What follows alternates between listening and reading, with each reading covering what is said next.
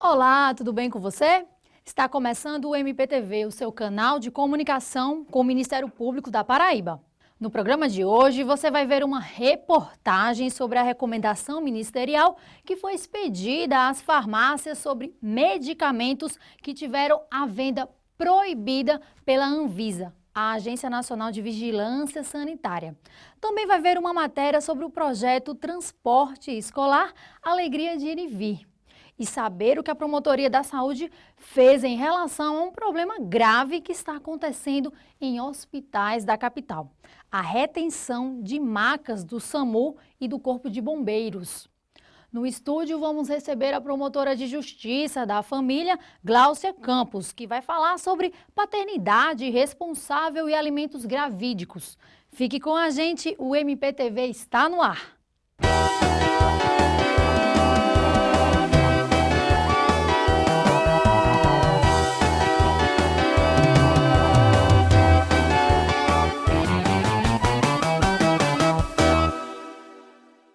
Combater os veículos paus de arara e garantir um transporte seguro a todos os estudantes paraibanos são os principais objetivos do projeto Transporte Escolar Alegria de Ir e Vir, desenvolvido pelo Ministério Público Estadual e pelo DETRAN desde 2013.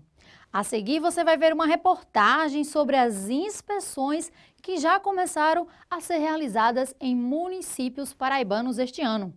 Garantir o transporte seguro de crianças e adolescentes até a escola. Este é o principal objetivo do projeto Transporte Escolar Alegria de Ir e Vir, desenvolvido pelo Ministério Público Estadual em parceria com o DETRAN Paraíba. Iniciado em 2013, o projeto já fiscalizou veículos em mais de 150 cidades paraibanas. Neste ano, as vistorias foram iniciadas no mês de março, com veículos de 74 municípios do interior, e devem ocorrer até que todos os municípios tenham seu transporte escolar inspecionado. Para a promotora de justiça que coordena o Centro de Apoio Operacional às Promotorias de Educação, o resultado do trabalho tem sido bastante positivo, principalmente no interior, onde é comum encontrar veículos pau de arara. Então a importância é enorme, porque nossas crianças têm o direito de serem transportadas de uma forma segura, né, em transportes escolares seguros, com os itens exigidos pela lei do Código de Trânsito Brasileiro. Então é isso que nós estamos exigindo, nada mais disso. De acordo com os dados do DETRAN, no segundo semestre de 2013 foram inspecionados mais de 2.000 veículos escolares de 166 municípios. Já no segundo semestre de 2014, foram vistoriados cerca de 1.500 veículos que fazem o transporte escolar de 183 cidades do interior. Neste período, a taxa de reprovação dos veículos caiu de 91,7% para 71,8%. O que comprova que a população e os gestores estão aos poucos se conscientizando da importância de transportar os estudantes com segurança. Nossa equipe de reportagem acompanhou a operação realizada em Cabedelo, onde 12 veículos foram fiscalizados e 9 deles receberam o selo de aprovação. Durante a vistoria foram observados mais de 10 itens, entre eles os obrigatórios, como cintos de segurança e extintores de incêndio. E são estes os dispositivos responsáveis por mais de 50% das reprovações. Além dos itens do transporte, os motoristas também devem cumprir algumas exigências, como apresentar a Carteira Nacional de Habilitação na categoria D, ter idade igual ou superior a 21 anos, curso de especialização e não podem ter cometido infrações de trânsito graves ou gravíssimas nos últimos 12 meses. Seu Vicente trabalha há mais de 10 anos com transporte escolar e procura sempre manter o veículo em dia. Não foi à toa que o ônibus dele recebeu o selo de aprovação do DETRAN. Além de fazer a manutenção e limpeza periódica, ele também se preocupa em garantir a segurança dos seus passageiros. Tem que tomar cuidado com o trânsito, com as crianças, o dirigir para cuidar com o próximo, e sinalização e até chegar o destino final. A gente tem de olhar o conjunto completo, né? Tem de olhar água, óleo, pneu, manutenção, ver se tem alguma peça estragada, o que não tem. E o que tiver, a pessoa tem que passar para o superior para trocar.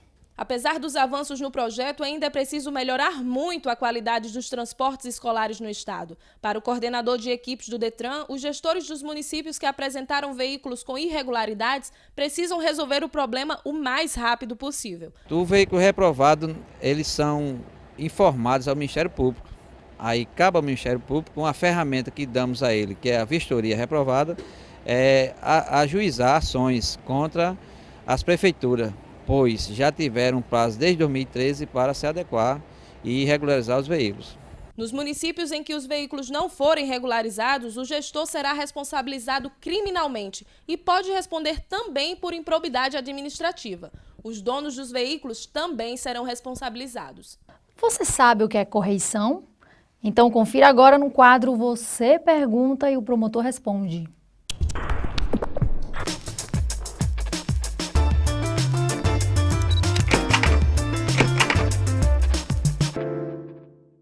A correição é um ato de fiscalização realizado pela Corregedoria. Aliás, nós da Corregedoria temos dois tipos de fiscalização. Nós temos as correições e as inspeções. Ambas são fiscalizações diferenciando-se uma da outra, que a inspeção é uma fiscalização mais pontual. A gente analisa certas situações momentâneas, enquanto que na correição é uma fiscalização mais profunda, mais ampla.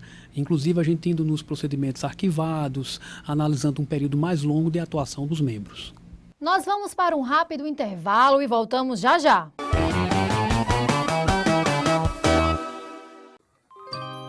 Essa é a nossa história. São lugares e monumentos para serem admirados. Vamos defender nosso patrimônio e manter essa memória viva.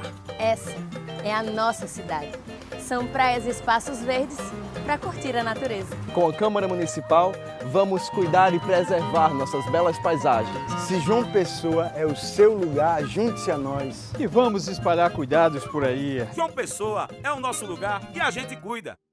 Vem comigo conhecer quem movimenta a nossa cultura. Música, teatro, literatura, artes plásticas, você encontra aqui. Conheça a nossa gente. Se liga na Câmara. Venha fazer um passeio pelos bairros de João Pessoa. Conheça histórias e personagens pra lá de interessantes. Se liga na Câmara. Acompanhe as ações dos parlamentares que trabalham para melhorar a qualidade de vida dos pessoenses. Os projetos beneficiam você. Se liga na Câmara.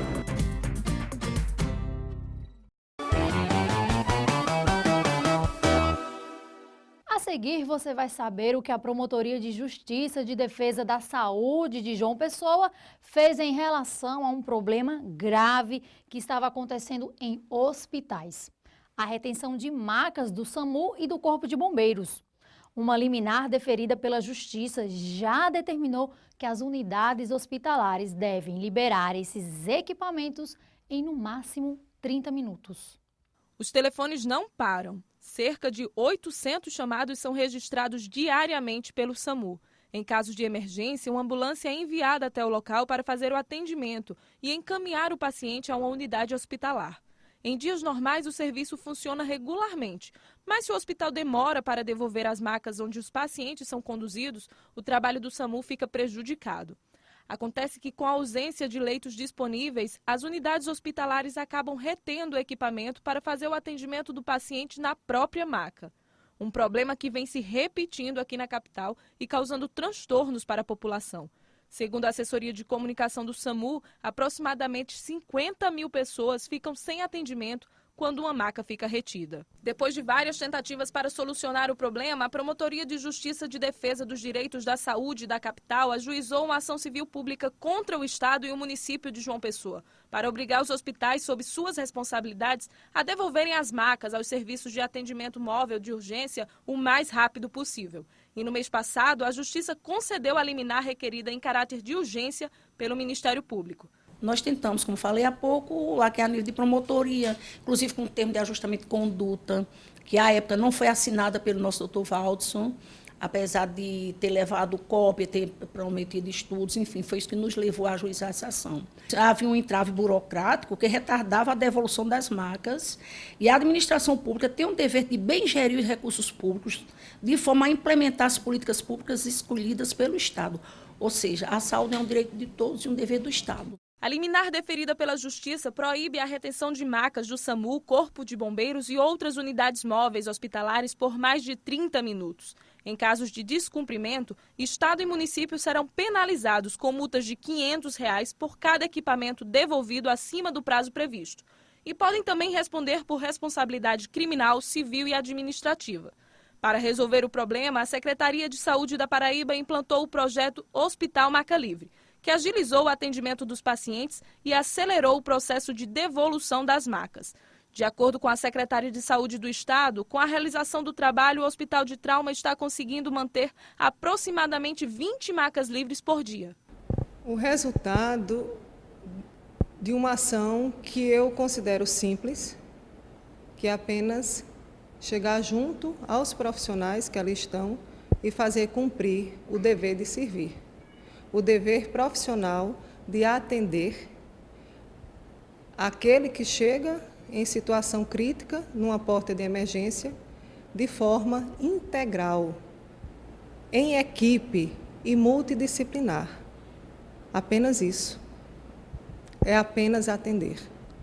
Sem a necessidade de se adquirir macas extras, porque a presença de maca presa não é maca presa, é paciente retido, sem atendimento.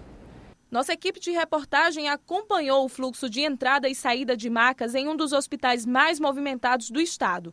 E o resultado foi bastante positivo. A ambulância acabou de chegar aqui no Hospital de Trauma, são 3h50 e a gente vai acompanhar até o momento em que a maca vai ser liberada. Agora são 4h02 e a maca já está sendo devolvida. Nas ruas, a população ainda desconhece a medida, mas já começa a perceber as melhorias tanto no atendimento do SAMU quanto nos hospitais. Foi um acidente feio, aí o SAMU chegou bem rápido. Essa decisão foi muito importante, porque a gente sabe que nessas situações, onde a maca, quando ela fica retida no hospital, mais de 50 mil pessoas ficam sem atendimento, porque cada ambulância dessa, ela só comporta uma única maca. Então, quando essa maca ela fica retida dentro de uma unidade hospitalar, aquela ambulância ela fica inoperante. Então, consequentemente, quando as pessoas ligarem para o serviço, o serviço não vai dispor de nenhum recurso para atender aquela solicitação. Os hospitais estão cumprindo, o ortotrauma está cumprindo, o hospital de trauma está cumprindo e realmente está sendo muito proveitoso, né? Porque a gente consegue suprir a demanda da população. A gente não deixa de atender aquela solicitação por conta de falta de maca. 19 medicamentos que apresentam falhas tiveram sua venda proibida pela Anvisa, a Agência Nacional de Vigilância Sanitária em todo o país. Por conta disso, o MP-PROCON, o Programa de Proteção e Defesa do Consumidor do Ministério Público Estadual, expediu uma recomendação às farmácias e distribuidoras de medicamentos. É o que você vai conferir agora. Soraya compra medicamentos quase todos os dias há mais de um ano. Com um idoso em casa, ela precisa manter um pequeno estoque de remédios para casos de emergência. Algodão, esparadrapo, cicatrizante, nada disso pode faltar na caixa de primeiros socorros. Acostumada a comprar sempre os mesmos medicamentos, no mês passado ela teve uma surpresa. Ao procurar pelo antibiótico rifamicina do laboratório EMS, ela descobriu que a venda do produto tinha sido suspensa. Eu procuro sempre seguir a orientação médica, né, não substituir. Então, na dúvida, assim, se não tiver o medicamento que o médico passou, eu procuro substituir por um medicamento genérico, porque eu confio na qualidade. Como eu sempre frequento a mesma farmácia, né, a não ser quando ela está fechada, então sempre eu procuro me informar. Quando eu vou atrás de um medicamento que não tem, eu procuro saber por quê, se saiu, se vai voltar, se a Anvisa proibiu, por que proibiu, eu procuro estar sempre bem informada em relação à proibição ou suspensão provisória, por exemplo. A determinação foi anunciada pela Agência Nacional de Vigilância Sanitária em fevereiro deste ano, porque a empresa aumentou o tamanho do lote em 10 vezes sem a aprovação da Anvisa. Outros 18 medicamentos também foram proibidos. Para garantir que a suspensão fosse cumprida pelos estabelecimentos farmacêuticos, o Programa de Proteção e Defesa do Consumidor do Ministério Público, o MP-PROCON, recomendou a retirada imediata dos lotes proibidos. A recomendação ministerial foi entregue aos sindicatos da categoria para que eles informassem as empresas sobre a medida. Primeiro, nós fizemos a requisição, o descumprimento dessa requisição pode dar aso à instauração de inquérito policial contra esse estabelecimento, contra os gerentes, os donos desses estabelecimentos e, evidentemente, faremos a fiscalização pertinente, verificando não só isso, mas todo o aspecto de segurança humana, visando a proteção e defesa do consumidor. A gente orienta os empresários no sentido para que ele possa cumprir com a legislação. É evidente que, por isso que é bom a fiscalização do Ministério Público, porque aqui ou ali tem algum empresário que está ali desatento ou não cumprindo, e é bom essa forma de fiscalização para que todos possam cumprir e aqueles que não estejam cumprindo aí possa assim ser penalizado ou ter as devidas ações cabíveis para que possa se cumprir dentro das legislações. O MP-PROCON e outros órgãos, como a Vigilância Sanitária e o PROCON Municipal, realizaram uma operação no mês passado para verificar se as farmácias e distribuidoras estão cumprindo a recomendação. 8 estabelecimentos da capital foram fiscalizados e todos eles foram autuados por irregularidades, como o descumprimento da lei do troco. Além da multa, que varia de 200 até 3 milhões de UFIs, o próprio estabelecimento ele pode ser demandado na justiça, pode sofrer uma ação pelo próprio Ministério Público, através de uma ação civil pública, junto com o PROCON Municipal de João Pessoa também, e também ser cassado o seu alvará de funcionamento de acordo com o CDC. Durante a operação, uma farmácia foi interditada e o gerente detido por estar vendendo alimentos fora da validade, além de acondicionar os medicamentos de forma inapropriada. Em outras lojas foram encontrados suplementos alimentares que estão com a comercialização suspensa pela Anvisa e álcool sem registro.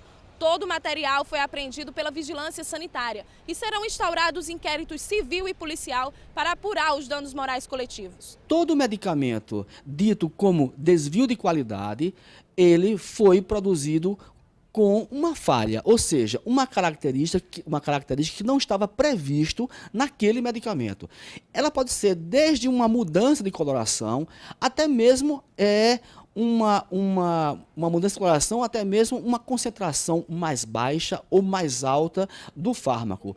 De acordo com a presidente do Conselho Regional de Farmácia da Paraíba, o uso indiscriminado destes medicamentos pode causar sérios problemas à saúde e, por isso, é necessário um cuidado extra por parte dos profissionais que vendem estes produtos. A obrigação do profissional farmacêutico de estar orientando as pessoas na qual trabalham dentro do estabelecimento para estar verificando toda essa parte de validade dos produtos que lá são colocados à venda, tá? Porque o farmacêutico ele responde legalmente por estabelecimento também.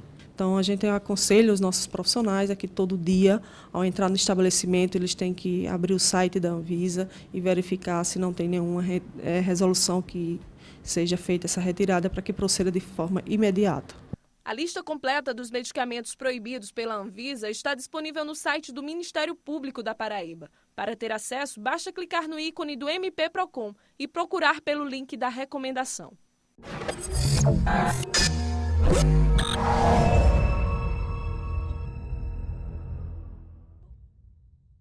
O artigo 10 da Lei 8.078 de 1990, também chamada de Código de Defesa do Consumidor, diz que o fornecedor não poderá colocar no mercado de consumo produtos ou serviços que sabe ou deveria saber apresentar alto grau de nocividade ou periculosidade à saúde ou segurança da população. No próximo bloco, não perca a entrevista com a promotora de Justiça da Família, Gláucia Campos. Ela vai falar sobre paternidade responsável e sobre um direito pouco conhecido, os alimentos gravídicos. Não saia daí! A gente sabe que o futuro da nossa cidade está na mão dos nossos jovens. Por isso, queremos ouvir você. Se liga na Câmara!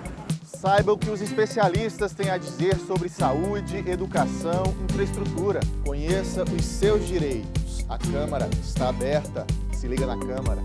Confira o que os seus representantes têm feito em benefício da nossa cidade. O nosso jornal é todo seu. Se liga na Câmara.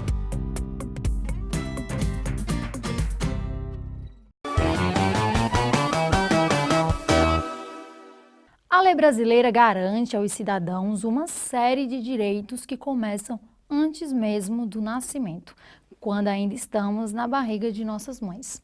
Ter os nomes do pai e da mãe registrados na certidão de nascimento e ter acesso a alimentos gravídicos são direitos de todas as crianças. Para falar sobre esse assunto, recebemos em nosso estúdio a promotora de Justiça da Família, Gláucia Campos. Promotora, seja muito bem-vinda.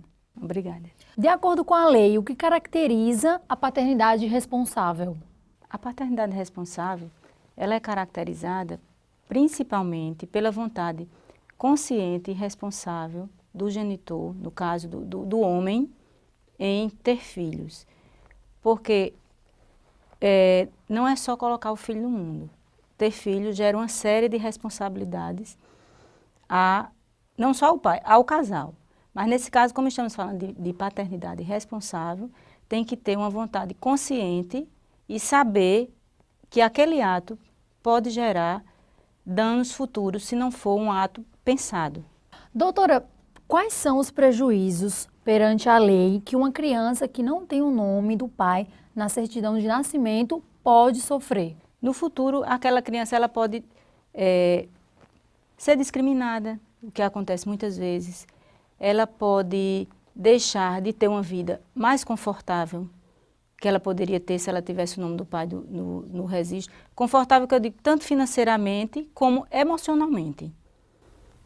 Por exemplo, quais seriam esses prejuízos que ela virá a ter, se não ter? Qual seria, por exemplo, questão de saúde?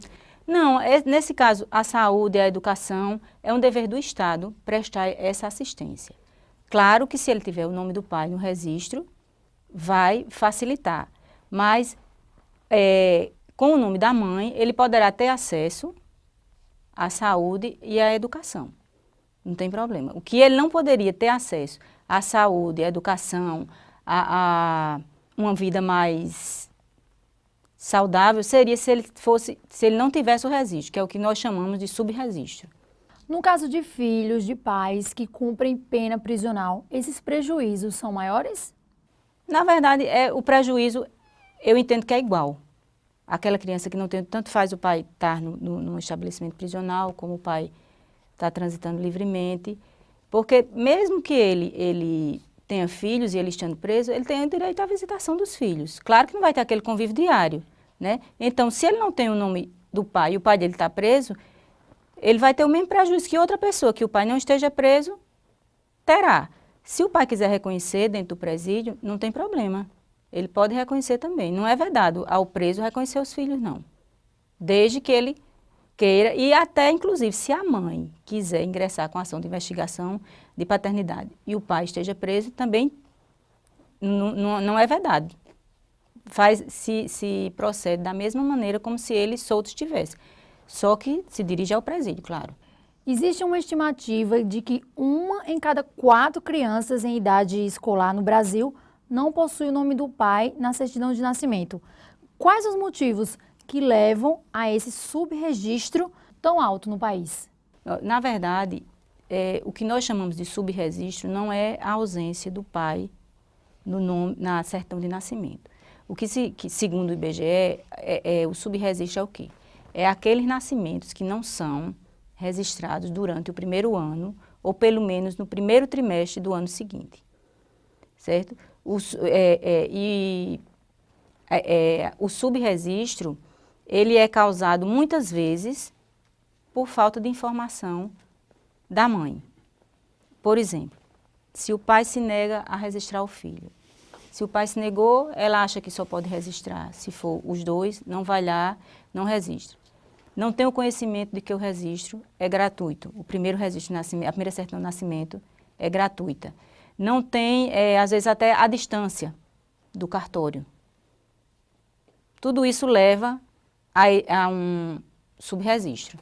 No caso da mãe, que por motivos pessoais não queira registrar o pai, o nome do pai, na certidão de nascimento, ela pode sofrer alguma punição? Não. A punição maior, ela está punindo o filho dela, porque é um direito da criança, toda criança tem o direito de ter o nome do pai e da mãe no seu registro de nascimento. É um direito da criança, então desse direito ela não pode dispor. Mas a criança é pequena, está com a mãe, a criança não entende. Quando ele entender, ou se a mãe mudar de ideia, enquanto ele não tem capacidade jurídica para postular o direito dele, a mãe querendo, pode ingressar com ação de investigação de paternidade. Se a mãe não quiser, quando ele completar a maioridade e ele tiver interesse em saber quem é o pai, ele pode procurar um advogado ou o Ministério Público, a Defensoria Pública, e ingressar com a ação de investigação de paternidade. E o pai que se recusar a reconhecer a paternidade da criança, o que pode acontecer? Aí o pai se recusa, é um pouco diferente, né? Porque tem o crime de abandono material, porque se ele sabe que o filho é dele e ele não quer registrar, ele está abandonando o filho dele. E hoje, inclusive, já tem algumas ações de investigação de paternidade que são cumuladas com dano moral. Os filhos acham que sofreram dano moral pela falta de amor, pela discriminação.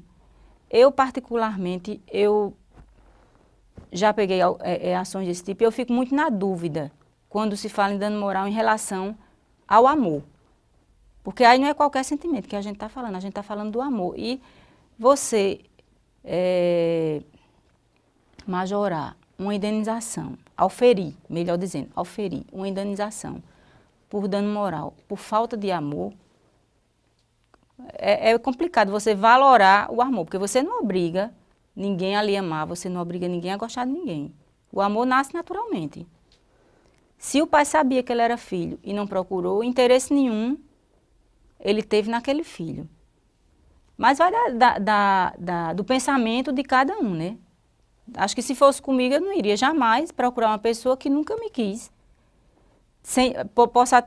Podia até saber as razões. Às vezes são razões outras que ele não podia, ou era casado, a mulher poderia não aceitar. Tem várias razões, ninguém sabe. Só o caso concreto é que a gente vai saber o que realmente se passa, né? Promotora, entre 2011 e 2014, as promotorias de justiça da família implementaram o projeto Nome Legal justamente para combater os casos de subregistro no país. Qual o balanço que a senhora faz dessa iniciativa? A gestora do projeto Nome Legal foi a doutora Renata Carvalho. À época da implantação do projeto, os promotores que, não necessariamente só os promotores que trabalhassem na área de família, qualquer promotor que quisesse, de qualquer área que quisesse aderir ao projeto, aderia e nós íamos trabalhar em conjunto. Esse projeto, na sua implantação, nós colaboramos com a doutora Renata e a doutora Nara Lemos. Foi quando ele foi implantado. E a finalidade do projeto foi justamente essa, pelo menos diminuir o número de crianças aqui na Paraíba, ou que não tinham registro, ou que só tinha o nome, podia até ser só o nome do pai, o nome de um dos genitores no registro. É um projeto muito bonito. Se tem convênio com o Hemocentro, convênio com o Farpem, que é onde se consegue as certidões de nascimentos gratuitas. O Hemocentro, hoje eu não faço mais parte do projeto, mas à época que eu fazia, semanalmente o Hemocentro dispunha de 10 exames de DNA para o projeto Nome Legal. Era uma coisa assim, nós ficamos assim, muito felizes com a colaboração, com o interesse do Estado, dos cartórios em colaborar com isso, porque durante esse período, eu soube essa semana, que foi basicamente numa faixa de 3.000 registros foram conseguidos. E até hoje as pessoas procuram, porque já sabem da existência do projeto, se dirigem. Antigamente a gente tinha que ir nas escolas, fazia aqueles mutirões, pegava o nome das mães, que os filhos só tinham o nome materno, ou só tinham o nome do pai, íamos lá, fazíamos mutirões. Depois, como foi ficando conhecido, as pessoas se dirigiam diretamente à sede do projeto e procuravam. Promotora, há 6 anos está em vigor a Lei 11.804, de 2008, que institui os alimentos gravídicos no ordenamento jurídico brasileiro. O que são esses alimentos e qual a importância do Instituto?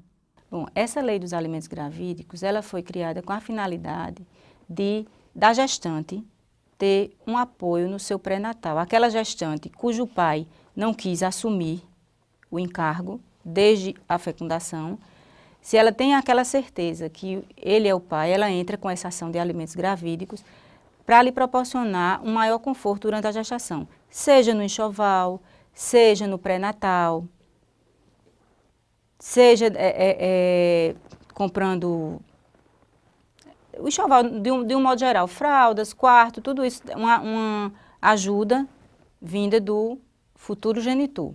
De quem é a obrigação de pagar os alimentos gravídicos às crianças que ainda estão sendo geradas no ventre? Ela ingressa contra o pai, que ela diz que é o pai da criança, e procura um amparo durante a gestação. Após a gestação, se realmente for confirmado que o cidadão é o pai da criança, esses alimentos gravídicos podem ser transformados em alimentos definitivos. Quais são os critérios usados pelo juiz para conceber esse benefício? A mãe precisa provar que aquele homem é o pai da criança? Basta ter indícios suficientes de que o promovido, no caso, é o pai da criança, fotos, cartões, se tiver provas testemunhais, porque nessa não é permitido fazer o exame do embrião, porque ninguém sabe as consequências, né, do exame que chama do colo uterino. Não é permitido, mas se ela tendo prova suficiente que comprove que realmente ela teve um relacionamento com aquela pessoa e tem toda a probabilidade daquela pessoa ser o pai da criança, não há óbice para o juiz conceder os alimentos gravídicos. E nos casos em que o homem consegue comprovar, depois que a criança nasceu, que ele não é o pai, ele pode ser ressarcido por tudo que ele pagou? Infelizmente, a lei não prevê, o que eu acho um erro dessa lei, porque devia prever, porque evitava que acontecesse esse tipo. Nunca aconteceu comigo, não. Nunca peguei nenhum caso de que realmente não era o pai. Mas não há previsão legal. Ele pode até tentar, mas não há previsão legal. Promotora, para finalizar nossa entrevista, gostaria que a senhora orientasse para as pessoas que estejam passando por essa situação ao que fazer para obter o reconhecimento da paternidade do filho e os alimentos gravídicos. Bom, vamos começar pelos alimentos gravídicos, que é durante a gestação. Ao descobrir a gestação, normalmente se procura o pai da criança. Se o pai da criança se recusar, ela pode, munida, claro, de documentos que comprovem aquele relacionamento, procurar ou a Defensoria Pública ou um advogado.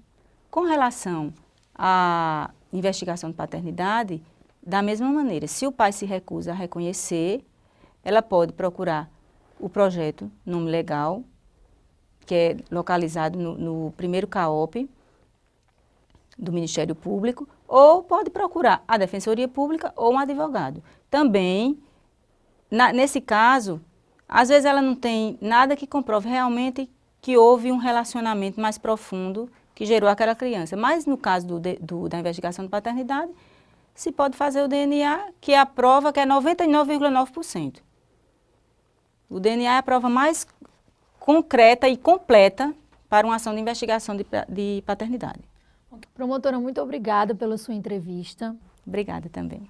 O MPTV termina aqui. Outras informações sobre a atuação do Ministério Público paraibano você encontra no portal www.mppb.mp.br. Até o próximo programa.